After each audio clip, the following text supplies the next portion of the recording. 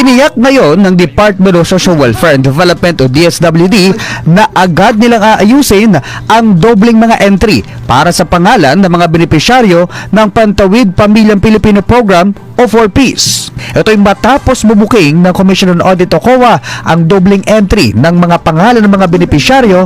Dahil dito, dumoble rin ang payout sa 229 at 139 ng mga 4Ps beneficiaries at 3.2 million pesos. Sinabi ni DSWD Assistant Secretary Romel Lopez, nagpapatuloy ang ginagawa ngayong validation ng ahensya sa tulong ng National Household Targeting Office para matukoy ang pangalan ng mga pamilyang doble ang entry ng kanilang mga pangalan na unang natukoy ng COA. Hindi ito ang unang beses na nadiskubre ng COA ang dobling mga entry sa mga beneficiaries.